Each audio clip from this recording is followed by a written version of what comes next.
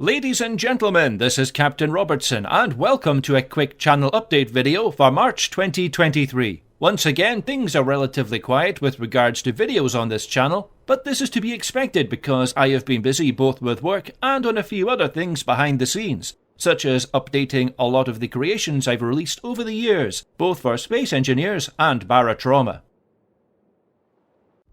Speaking of Barotrauma, for anyone that may have missed it, Barotrauma 1.0 has just been released.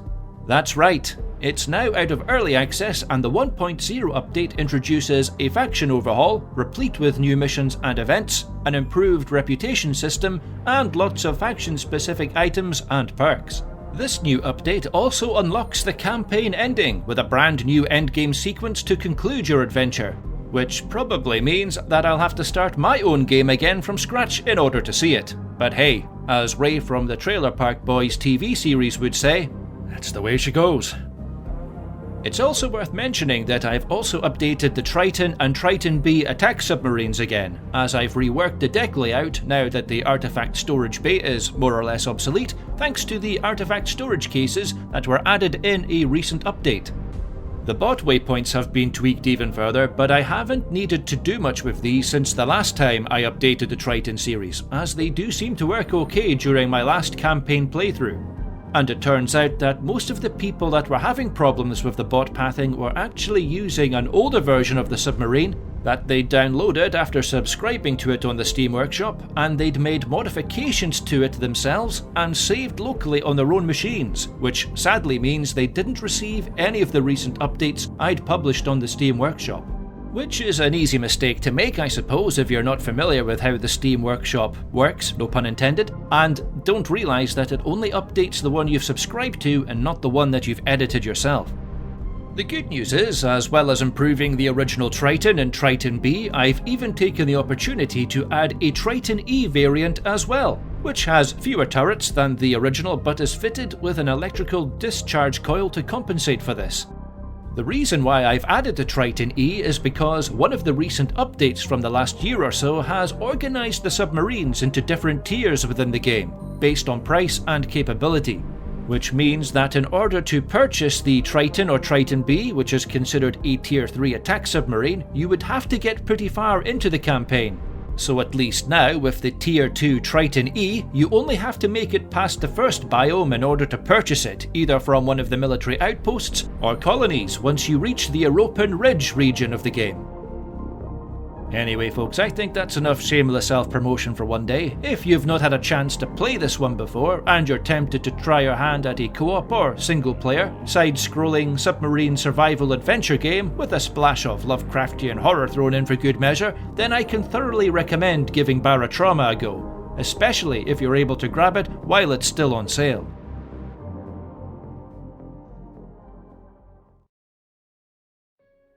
Another major update for Space Engineers is due out soon that adds slightly better AI controllers for both the large and small grids.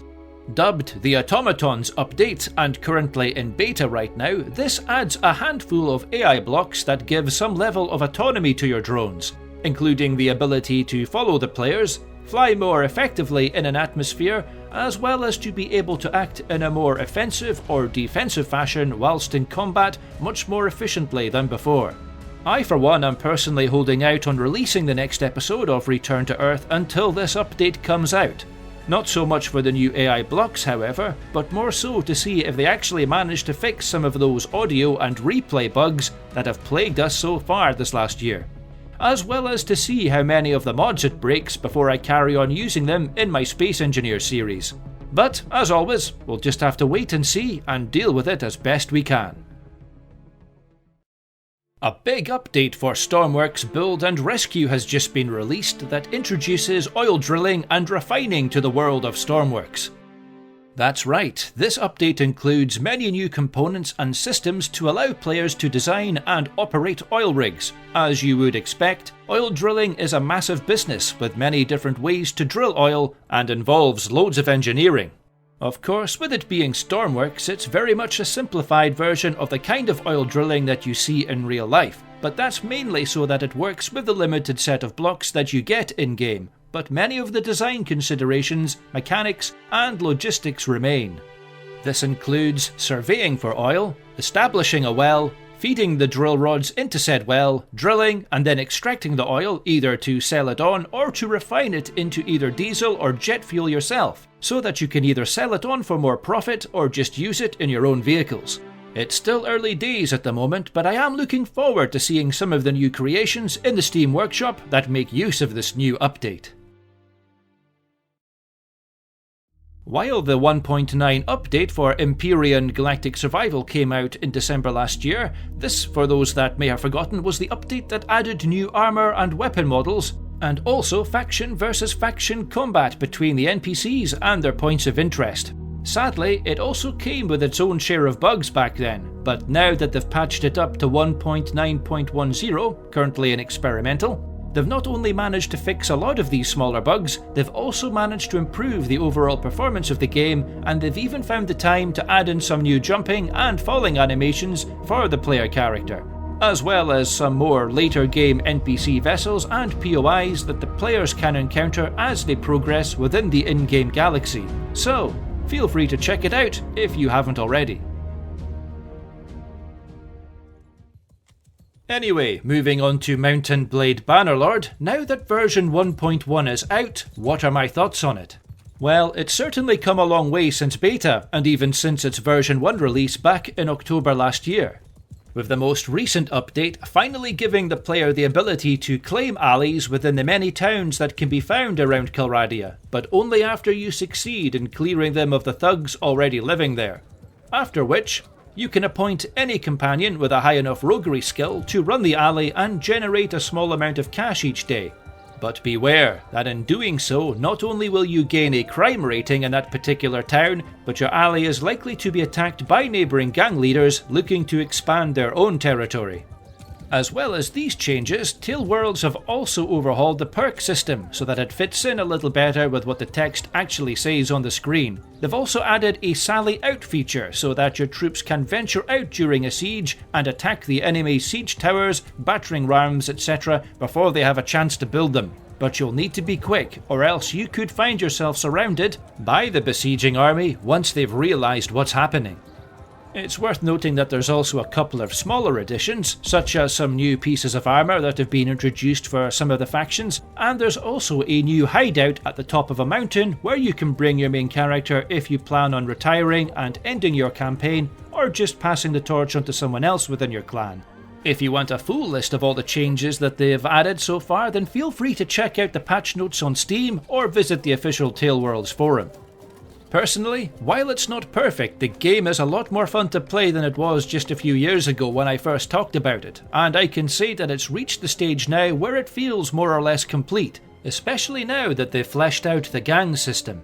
The one thing I have noticed that's still missing is the ability to upgrade the workshops in each of the towns.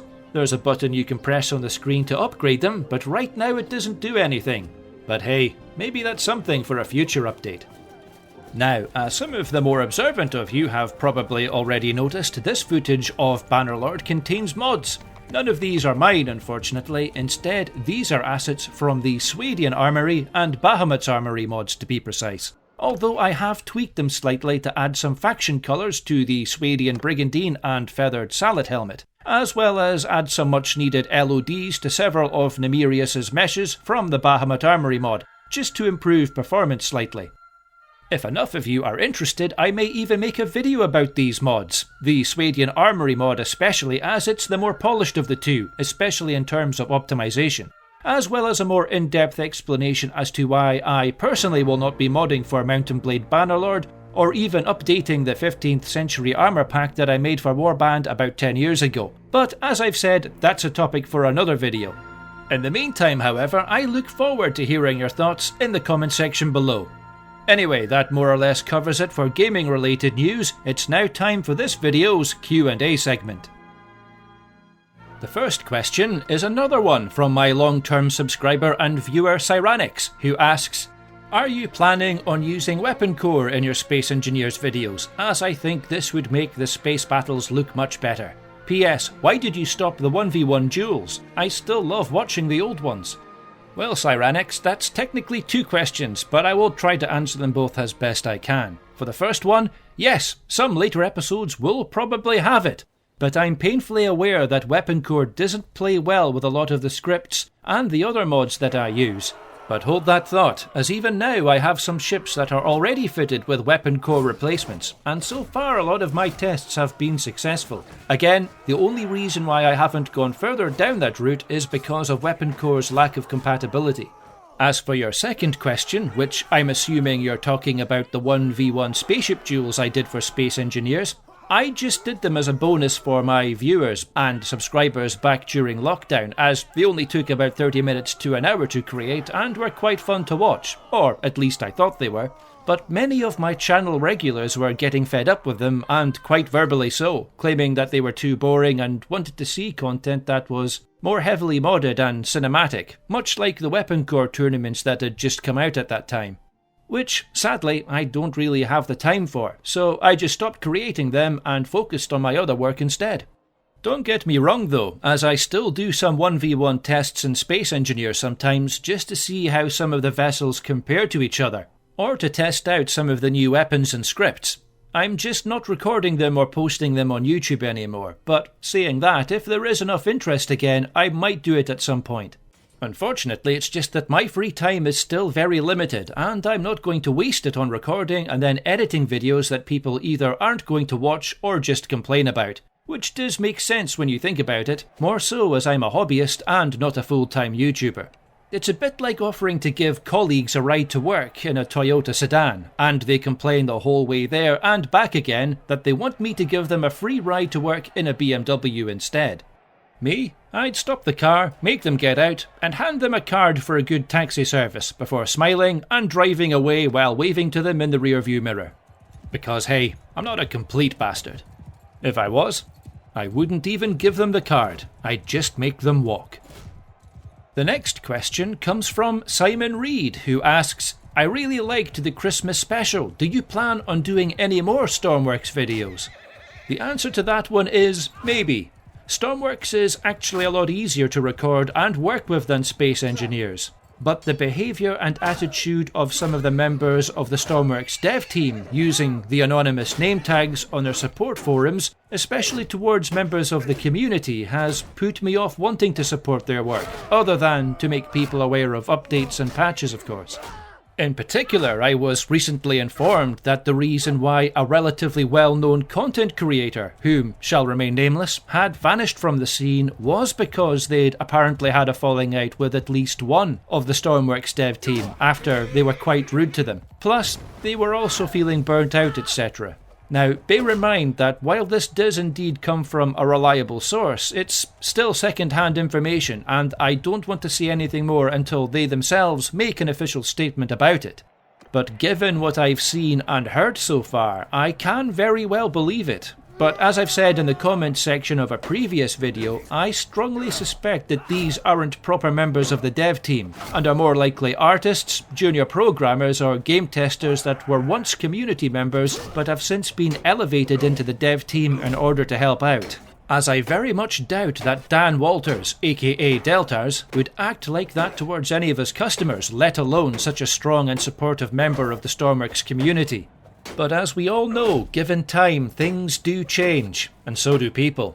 And the fact that Stormworks doesn't have any real competition in the search and rescue, sea, air and land, build your own vehicles type of genre, then it's certainly possible that they have begun to lose their focus on customer service. Sadly, we see this with many companies, both big and small, as success, sadly, often comes at a price. The next question comes from Rizzy, who asks, I always took you for a fellow leftist, but your recent Space Engineers video has you criticising communism. You've not gone over to the right on us, have you? Now, to answer that question, I've never really identified myself as being left-wing, or even right-wing to be honest. I consider myself as someone that pretty much walks right down the middle of the road, and I champion a relatively balanced and objective view on things, rather than going full-on left-woke madness or far-right Bible-thumping insanity. And these extreme viewpoints seem to be all the rage with YouTubers and dem young'uns these days. especially in the US. I mean, we have it here in the UK, but nowhere to the same extreme as it is over there. But what I will say is that I strongly suspect that us so-called normies are actually in the majority. It's just that we're too busy doing our own thing that we don't really have the time to get involved and speak up about all this madness. I, personally, strongly dislike both communism and also the extreme corporate forms of capitalism in equal measure, as they're more or less two sides of the same twisted coin, and are examples of what happens when too much power lies in any one sphere, if you will, whether it be an organisation or a state. And don't even get me started on the woke mob. Just like the right-wing Bible-thumping loonies from the late 90s and early 2000s that preached to us that playing video games like GTA, watching violent movies, and playing Dungeons & Dragons or Warhammer 40k turned people into devil-worshipping psychos that apparently go on killing sprees and shoot up high schools. The far-left woke lunatics that we see now are just as bad, if not worse, with their virtue signalling, identity politics, deplatforming, cancel culture, getting people fired from their jobs, and their constant attack on free speech. It's just absolutely crazy, and all it does is sow division and discontent in society. The sad truth is that, like their predecessors, they tend to fall into one of two groups. There's the first group, who are genuinely good people, it's just they've been indoctrinated, manipulated, or are easily led into thinking that what they're doing is right.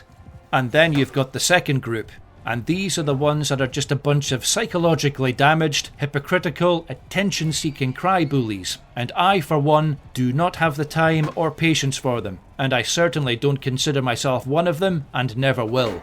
More so since back in 2020, a couple of relatively mid-profile SJWs, I certainly wouldn't call them high-profile, tried to get me cancelled. Yes, that's right, even me, as apparently they considered Into the Unknown to be problematic, what with its white male protagonist, lack of diverse characters, especially after the first two died early on, and best of all, and you'll love this, my character wearing a black spacesuit was considered either cultural appropriation or an imitation of a Nazi SS uniform, both of which was utter crap, as I just chose it because I happen to like the colour black on my spacesuit.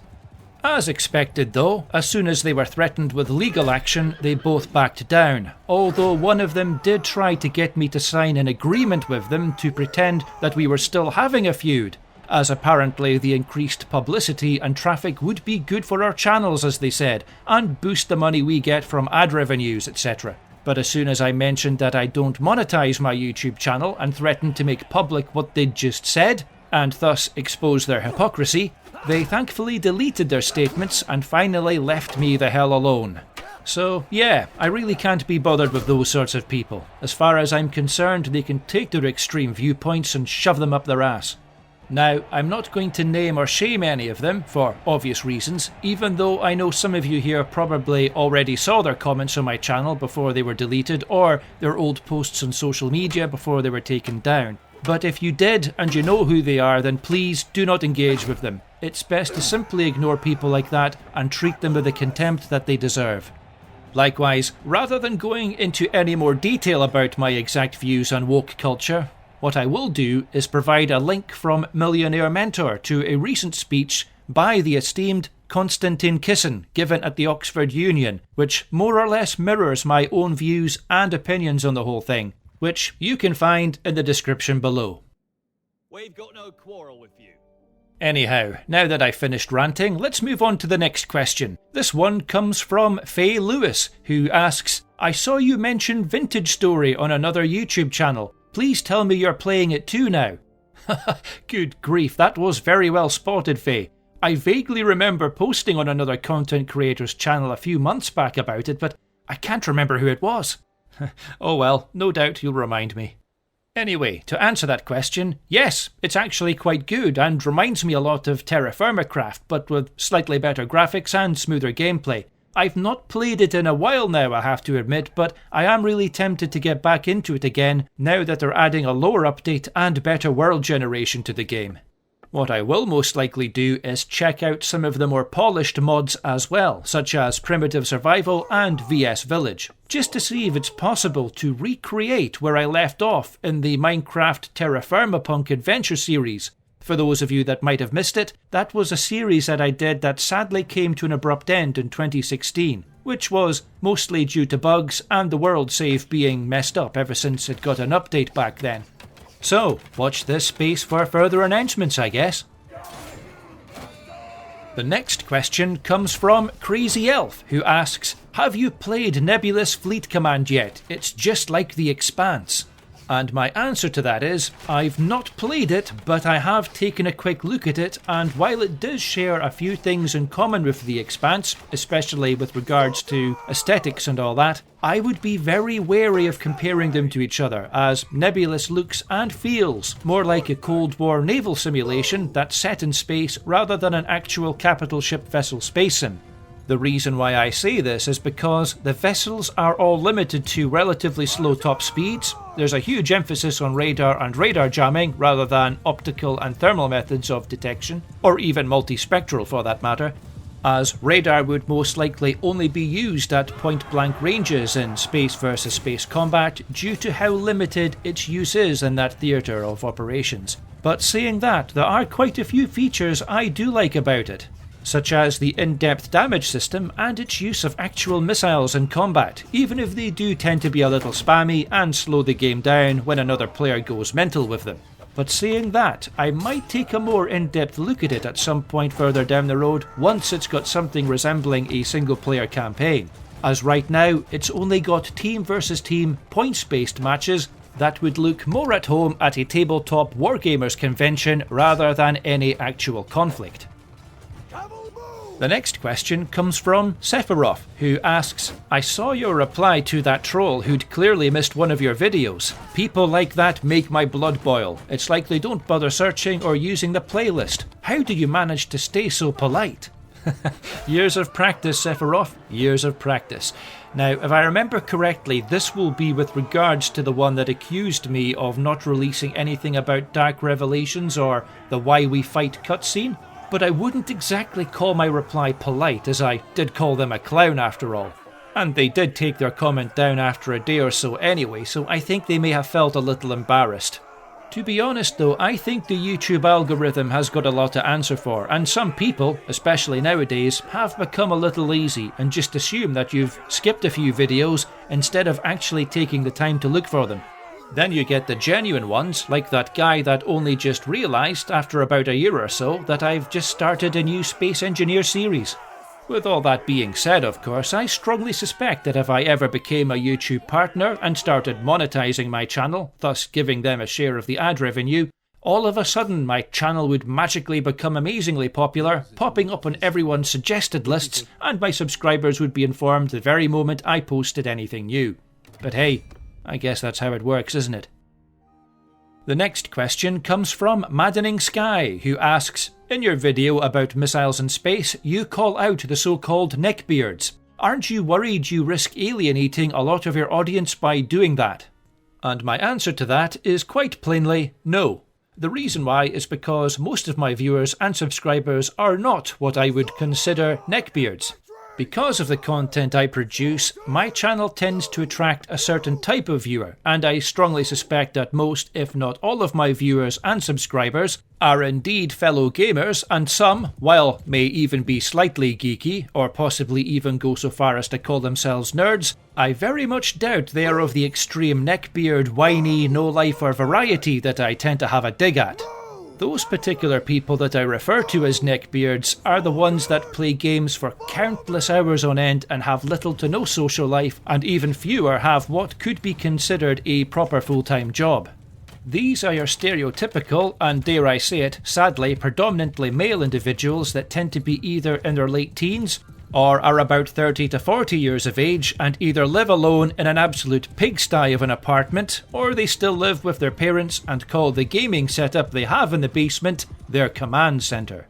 Sadly, these are people that spend way too much time not only playing games that don't really challenge their problem-solving skills, but they also tend to live on internet gaming forums and squander what precious little time and money they do have on junk food, cheap booze, weed, and OnlyFans models.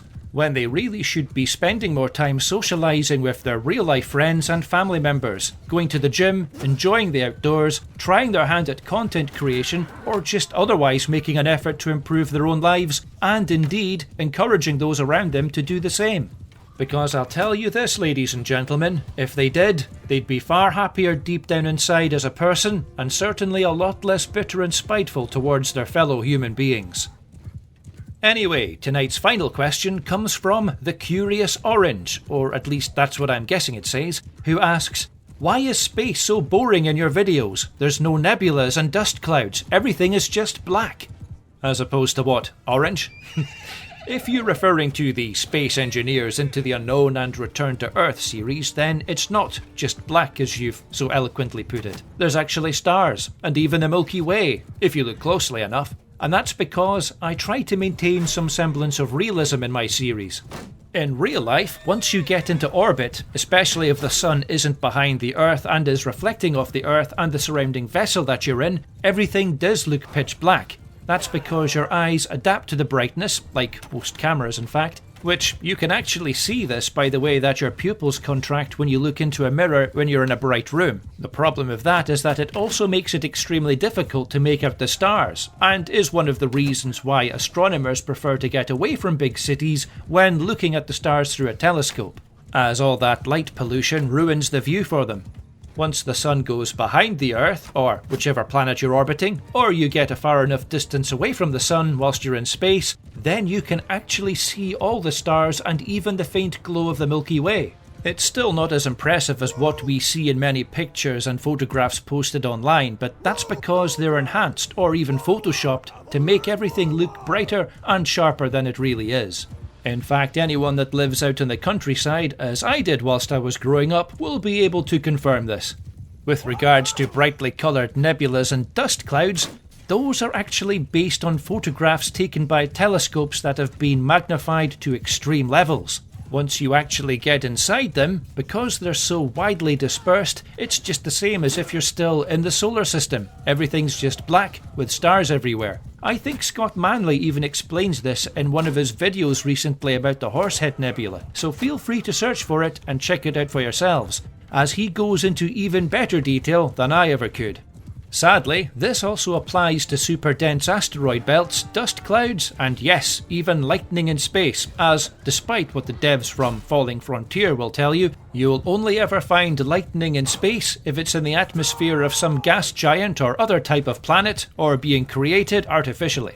A lot of the misconception that space is bright and colourful with dust clouds, nebulae, asteroids bouncing off each other, etc., has been the result of Hollywood, comics, and sci-fi games portraying it as such. So much so that there's even entries on the TV Tropes website named Space Clouds and Asteroid Thicket that talk about this, and how many people, when they see an actual picture from space, think that it's fake because it's too boring, which is a perfect example, funnily enough, of the real life is unrealistic trope. But you know what? I think that a pitch black canvas that's full of stars is beautiful in its own unique way, and space doesn't need to be filled with splashes of bright colours to make it enjoyable to look at on a clear summer night. But hey, that's just me. Well, that once again concludes this session's Q&A segment, and also tonight's channel update video. Hopefully I'll release another one at some point in the summer, as well as the next Space Engineers Return to Earth episode relatively soon. But before I go, I would once again like to thank all of my amazing subscribers, followers and viewers out there. I really appreciate all the support you guys have shown over the years, and I look forward to seeing you all again in the next video. So until then, this is Robertson, signing off.